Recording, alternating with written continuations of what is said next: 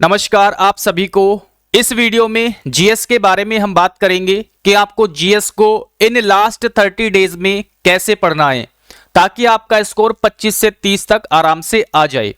और मैं डेफिनेटली कह सकता हूं कि अगर आपने ये चीजें फॉलो कर ली, सारी चीजें जो भी मैं आपको बताऊंगा, तो डेफिनेटली आपका स्कोर 25 से 30 या 30 के आसपास पहुंच जाएगा अगर आपने अच्छे से फॉलो कर लिया। एक चीज आपको ध्यान रखनी है कि ये जो स्ट्रैटेजी है वो उन्हीं स्टूडेंट्स के काम आएगी या उन्हीं को बेनिफिट होगा इससे जिन्होंने सब्जेक्ट वाइज एक या दो बार पढ़ रखा होगा। तो आपने जैसे हिस्ट्री, ज्योग्राफी, पॉलिटी या इकोनॉमिक्स, साइंस कम से कम एक या दो बार आपने पढ़ी हुई हो, ठीक है। आपको डेफिनेटली 100% यहां से स्कोर जो है आपका इंप्रूव होगा ही होगा अगर आपने अच्छे से फॉलो कर लिया। देखो 3 पॉइंट है, इन तीनों के बारे में आपको बताऊंगा कैसे कैसे आपको पढ़ना है। जो सबसे लास्ट का पॉइंट है मॉक टेस्ट वाला, इसको मैं बाद में बताऊंगा और इसी के लिए मैंने ये वीडियो बनाई है कि आप मॉक टेस्ट के थ्रू अपना स्कोर कैसे इंप्रूव कर सकते हो। तो इसको आपको जरूर देखना है। देखो सबसे पहला ये 2 कॉमन पॉइंट है जो कि आप सबको पता भी है कि सबसे पहले तो आपको क्या, देखो सब्जेक्ट वाइज आपको रिवीजन करना है। एग्जाम तक सब्जेक्ट वाइज आपको पढ़ना ही पढ़ना है, उसका रिवीजन करते रहना है। और वीक में 2 सब्जेक्ट का आपको रिवीजन करना है, ठीक है। एक वीक में 2 सब्जेक्ट का आपको रिवीजन करना है और इस तरीके से एग्जाम तक आपके कम से कम 2 या 3 बार आपका रिवीजन हो जाएगा सभी सब्जेक्ट का। यहां पर केवल आपको स्टैटिक जीके को छोड़ के बाकी के सब्जेक्ट की बात कर रहा हूं मैं, ठीक है।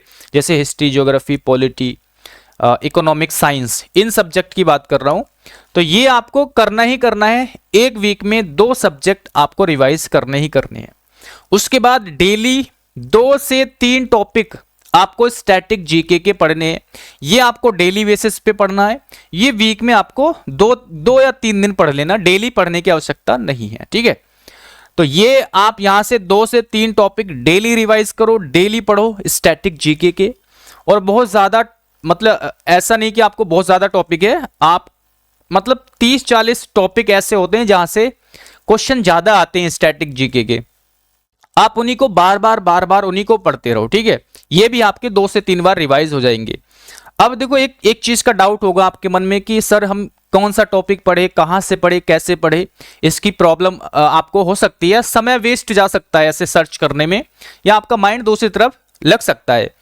तो अगर कोई स्टूडेंट इस चीज की किसी को प्रॉब्लम है कि हमें क्या पढ़ना है, कैसे पढ़ना है, कब पढ़ना है, तो इसके लिए मैं क्या कर रहा हूं, मंडे से यानी कल से आपका जो टेलीग्राम पर फ्री शेड्यूल चल रहा है उसमें ये सारी चीजें मैं ऐड करने वाला हूं। जीएस से रिलेटेड आपको सारी चीजें वहीं पर मिल जाएगी कि आपको आज क्या पढ़ना है जीएस में, है ना, कल क्या पढ़ना है जीएस में। तो डे बाय डे आपको मिलता रहेगा, आपको इधर उधर भटकने की या सर्च करने की आवश्यकता नहीं पड़ेगी। सारी चीजें एक जगह पर आपको मिल जाएगी। तो तीनों पॉइंट पर आपको डेली का टारगेट वहीं पर मिल जाएगा टेलीग्राम चैनल पर। लिंक वगैरह डिस्क्रिप्शन में मिल जाएगा, तो वहां से आप क्या करना है, ज्वाइन कर लेना, स्पार्कल एजुकेशन के नाम से। तो 2 पॉइंट आपके हो गए। स्टैटिक जी के रेगुलर 2 से 3 टॉपिक रिवाइज करो। सब्जेक्ट वाइज आप वीक में 2 सब्जेक्ट का टारगेट बना के उसको रिवाइज करो। साथ में वीक में 2 दिन या 3 दिन आपको करंट अफेयर भी पढ़ना है। ये रेगुलर नहीं पढ़ना, 2 या 3 दिन करंट अफेयर वगैरह पढ़ना है, ठीक है। इसमें देखो अगर आप क्लास से पढ़ते हो तो मैराथन क्लास देख लिया करो कि लास्ट 6 मंथ करंट अफेयर, है ना, या लास्ट 1 ईयर करंट अफेयर, ऐसे करके 2-3 मैराथन क्लास देख लोगे तो जो मेन जो करंट अफेयर के क्वेश्चन है वो कवर हो जाएंगे आपके। अब आते हैं मॉक टेस्ट पर, जिसके लिए मैं वीडियो बना रहा हूं कि मॉक टेस्ट से कैसे आप इंप्रूव कर सकते हो। तो इसके बारे में अब बात करते हैं। चलिए मैं आपको ले चलता हूं मॉक टेस्ट पर। देखो टेस्ट बुक के मॉक सभी के पास होंगे, है ना, ज्यादातर सभी के पास होंगे। तो आपको टेक्स्ट बुक पे जाना है और वहां पे सर्च करना है SSC GK PYP mock test series. इसमें केवल जीएस के, एसएससी के सभी एग्जाम के जीएस के टेस्ट आपको मिल जाएंगे। आपको आना है प्रीवियस ईयर टेस्ट पर। तो यहां पर प्रीवियस ईयर टेस्ट पेपर है, ठीक है, इस पे क्लिक करना है और इसमें 2 एग्जाम को आपको फॉलो करना है। कौन कौन से एग्जाम है, एक तो एसएससी स्टेनोग्राफर का, इसमें 2023 और 22, केवल 23 और 22 के टेस्ट एनालिसिस करने हैं। अभी कैसे करने हैं आगे आपको बताऊंगा। तो कितने हो गए, 12 ये हो गए, और आना है सीपीओ के एग्जाम पर, क्योंकि सीपीओ में भी 50 क्वेश्चन के आते हैं जीएस। यहां पर 2024 और 23 के एग्जाम को फॉलो करना है। तो यहां पर 9 और 9 18 ये हो गए, पूरे 30 टेस्ट है यहां पर, 50 क्वेश्चन के 30 टेस्ट। और इसके अलावा जैसे सीजीएल 2024 या सीएचएसएल 2024 को भी फॉलो कर सकते हो, लेकिन सबसे पहले आपको इनको जरूर करना है। तो कैसे करना है बात करते हैं। देखो जैसे यहां पर आपने टेस्ट दिया, ओपन किया, 2023 वाला ओपन कर लो, ठीक है। तो अब देखो टेस्ट अटेम्प्ट करने से की बात नहीं कर रहा, टेस्ट अटेम्प्ट करो या मत करो, कर लेना, क्योंकि 10 मिनट लगते हैं जीएस का टेस्ट अटेम्प्ट करने में, तो कर ही लेना आप टेस्ट अटेम्प्ट, ठीक है। वो मेन नहीं है, मेन है टेस्ट अटेम्प्ट करने के बाद आपको सॉल्यूशन पे आना है उसके। दिख रहा होगा ना, है ना, ब्लड तो नहीं दिख रहा, चलिए दिख रहा है थोड़ा, मतलब हल्का दिख रहा है, लेकिन दिख रहा है आपको। ये क्या हुआ,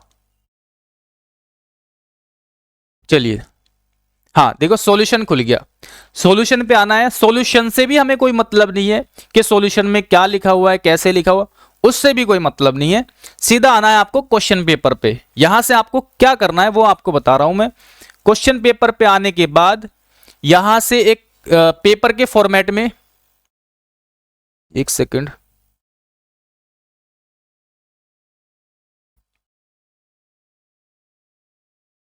क्या हुआ, ठीक है। तो यहां पर आपको ये देखो इस तरह से क्वेश्चन के फॉर्मेट में ये पूरा पेपर आपको मिल जाएगा। आपको क्या करना है, ठीक है, आपको यहां पर करना क्या है, ये जो आपके पास क्वेश्चन पेपर आ गया, अब इसमें से आपको देखना है किस टॉपिक से कौन सा क्वेश्चन पूछा गया है, और यहां से कम 10 से 15 टॉपिक एक टेस्ट से आपको नोट करने हैं, टॉपिक के नाम, है ना, एक अपनी पेपर पे नोट करो कि इस टेस्ट में ये वाला टॉपिक आया था जो इंपॉर्टेंट है। जैसे फॉर एग्जांपल पहला क्वेश्चन है यहां पर पंचवर्षीय योजना से रिलेटेड, तो पंचवर्षीय योजना का टॉपिक जो है बहुत इंपॉर्टेंट टॉपिक है, तो इसका आपको अपने जो भी आपने नोट बना रखी है, मतलब एक कहीं भी एक नोटबुक बना लेना कि आज मैंने 2023 की फर्स्ट इस तारीख की शिफ्ट का ये पेपर एनालिसिस किया और इसमें से मैंने ये सारे टॉपिक नोट किए हैं। तो आपको करना ऐसे करना है, तो वहां पर टॉपिक का नाम लिखना है पंचवर्षीय योजना, आपको इनको पढ़ना है, भी बताऊंगा कैसे। अगला क्वेश्चन देखोगे तो नृत्य से रिलेटेड है, तो ये आपको नोट करना है नृत्य शैली। 2 टॉपिक आपने नोट कर लिए, टॉपिक के नाम, पूरा टॉपिक नहीं नोट करने के लिए बोल रहा हूं, केवल टॉपिक का नाम आपको नोट करना है। मतलब हमें पूरे 50 क्वेश्चन में से 10 से 15 टॉपिक के नाम फाइंड करने हैं जो इंपॉर्टेंट है। 3 हो गए। आगे क्वेश्चन देखा तो मैंने लिम्बाराम किस खेल से संबंधित है, तो खेल और व्यक्ति इनसे रिलेटेड क्वेश्चन आता ही आता है, तो ये आपको टॉपिक का नाम नोट कर लेना है कि खेल और उनसे रिलेटेड व्यक्ति। उसके बाद आगे देखते हैं, आगे बढ़ते हैं। देखो हड़प्पा सभ्यता, इंडस वैली सिविलाइजेशन, यहां से भी क्वेश्चन आते रहते हैं, तो ये टॉपिक का नाम आपको नोट कर लेना है। देखो यहां पर क्या है, संगीत वाद्य यंत्र, इनसे रिलेटेड भी क्वेश्चन आते हैं, तो वाद्य यंत्र वाला टॉपिक का नाम आप नोट कर लो। कितने टॉपिक हो गए, 5 टॉपिक हो गए। उसके बाद देखो 73वें संविधान संशोधन, संविधान संशोधन से क्वेश्चन आता ही आता है, तो ये संविधान संशोधन का टॉपिक नोट कर लो, टॉपिक का नाम। आर्टिकल का क्वेश्चन आया है, आर्टिकल टॉपिक का नाम नोट कर लो, है ना। कितने हो गए, 8-9 टॉपिक हो गए। महाभाष्य के लेखक, देखो पुराने जितने भी आपके बुक्स वगैरह हैं उनसे रिलेटेड भी क्वेश्चन आता है, तो ये टॉपिक का नाम भी आप नोट कर लो, ठीक है। पुस्तक और लेखक, है ना, पुरानी जो पुस्तकें और लेखक है, करंट से भी आते हैं क्वेश्चन, तो करंट का भी अभी देखते हैं, आगे आएगा। तो उसके बाद देखो 10 टॉपिक के आसपास लगभग हो गए। उसके बाद आपको ये तो हो गया हमारा योजना आयोग टॉपिक। उसके बाद देखो विजयनगर साम्राज्य से क्वेश्चन है, इसका मतलब ये है कि जो वंश है, प्राचीन में जो वंश है ना, एम्पायर है, उनसे रिलेटेड क्वेश्चन आते हैं, तो वो भी आपको टॉपिक का नाम नोट कर लेना है। उसके बाद देखो गोल किसकी आत्मकथा है, तो आत्मकथा से रिलेटेड भी क्वेश्चन आते हैं, तो आप टॉपिक का नाम लिख लो फेमस आत्मकथा, ये आपको पढ़ना है। तो 11 टॉपिक हो गए, 11-12। उसके बाद देखो आगे बढ़ते हैं। रिजर्व बैंक का राष्ट्रीयकरण, तो बैंक वाला टॉपिक लिख लो कि किस बैंक की स्थापना कब हुई, किसका राष्ट्रीयकरण कब हुआ, ठीक है। उसके बाद आगे बढ़ते हैं, ये वाला टॉपिक भी नोट कर सकते हैं, राष्ट्रीय उद्यान से रिलेटेड टॉपिक का नाम, ठीक है। यहां से भी क्वेश्चन बनते हैं काफी। उसके बाद देखो अभी 13-14 टॉपिक मैंने आपको बता दिए हैं। उसके बाद आगे बढ़ते हैं, देखो डीएफसी का फुल फॉर्म यहां पर पूछा गया है, तो फुल फॉर्म का एक टॉपिक का नाम ऐड कर लो, ठीक है। उसके बाद आगे बढ़ते हैं, देखो मृदा से रिलेटेड, मृदा है ना, मृदा के बारे में आप पढ़ लेना, यहां से भी क्वेश्चन आते हैं। तो लगभग 15-16 टॉपिक के नाम हो चुके हैं। उसके बाद आगे बढ़ते हैं, ठीक है। देखो केंद्रीय पर्यटन मंत्री यानी किस पोस्ट पर कौन व्यक्ति है वर्तमान समय में, इससे रिलेटेड भी क्वेश्चन बनते हैं, ये आप लिख लेना। उसके बाद आगे बढ़ते हैं, ठीक है। ये 50 क्वेश्चन में से ऐसे 16 से 17 टॉपिक मैंने देखो अभी आपको बता दिए हैं, तो कम से कम 10 से 15 तो आपको करने ही करने हैं। और अगर आपको ये फाइंड करने में कि कौन सा टॉपिक जरूरी है, कौन सा हमें टॉपिक का नाम लिखना चाहिए, तो अगर ये सारी चीजें आपको फाइंड करने में प्रॉब्लम हो रही है, तो मैं ये सारे टॉपिक के नाम शिफ्ट वाइज, है ना, जैसे ये शिफ्ट है, इस शिफ्ट में इस टॉपिक को आपको पढ़ना है। तो जैसे आपने 15 से 16 टॉपिक जो है नोट कर लिए टॉपिक के नाम, अब क्या करना है, उन टॉपिक्स को आपको पढ़ना है। कहां से पढ़ना है, अपनी बुक से पढ़ सकते हो, या फिर आपने नोट्स वगैरह बना रखे वहां से पढ़ सकते हो। यानी आपको इस तरीके से पढ़ना ही पढ़ना है। एक टेस्ट का आपने एनालिसिस किया, उसमें से 10 से 15 टॉपिक निकाले, फिर उन्हीं टॉपिक को उसी दिन आपको पढ़ना है। बुक से पढ़ो या अपने नोट्स से पढ़ो, और उनके हो सके तो उनके वन लाइनर क्वेश्चन भी जरूर पढ़ लेना।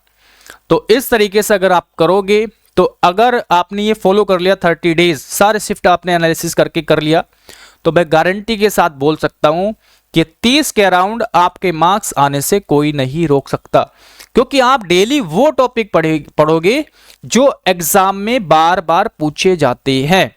और इस तरीके से जब आप डेली 10 से 15 टॉपिक पढ़ोगे, ऐड करोगे, तो वहां पर आपके लगभग अगर कुछ टॉपिक रिपीट भी होगे तो 150 से 200 टॉपिक आप पढ़ लोगे काफी बार एग्जाम तक, ठीक है।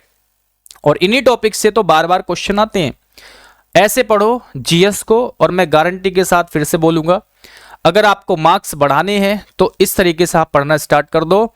और बाकी तो अगर आपको चाहिए तो आप टेलीग्राम ज्वाइन कर लेना, वहीं पर आपको, है ना, मैं बता दिया करूंगा कि ये इस शिफ्ट का एनालिसिस करने पर ये टॉपिक मुझे मिले हैं, और उन टॉपिक को आपको फिर अपने सोर्सेज से पढ़ लेना है, ठीक है। और कोशिश करूंगा अगर कोई जैसे वन लाइनर पीडीएफ हो या और कुछ कोई सी पीडीएफ हो, तो वो भी देने की कोशिश करूंगा। तो आपको समझ में आया कि मैंने क्या बताया है, ठीक है। अगर कोई प्रॉब्लम है तो वीडियो के कमेंट में आप बता देना, या मेरा नंबर है आपके पास 9557760685, इस पे मुझे व्हाट्सअप कर देना। अभी हालांकि 1-2 दिन इसका व्हाट्सअप ऑफ है ना, तो वो अभी चालू हो जाएगा 1-2 दिन में, है ना। फोन में थोड़ी सी प्रॉब्लम आ गई उसमें। तो समझ में आया, 2 एग्जाम आपको फॉलो करने हैं, सीपीओ और आपका स्टेनो का, और पूरे 30 शिफ्ट है। तो इस तरीके से आपको पढ़ना है। इस वीडियो में मुझे इतनी ही इंफॉर्मेशन देनी थी आपको।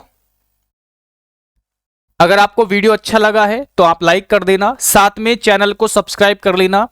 एसएससी स्टेनोग्राफर की एग्जाम से रिलेटेड आपको इंफॉर्मेशन यहां पर मिलती रहेगी, या आपको किस टॉपिक पे या किस चीज पे आपको वीडियो चाहिए वो भी बता देना, आपको अगले टॉपिक पर वीडियो मिल जाएगी। Okay, thank you.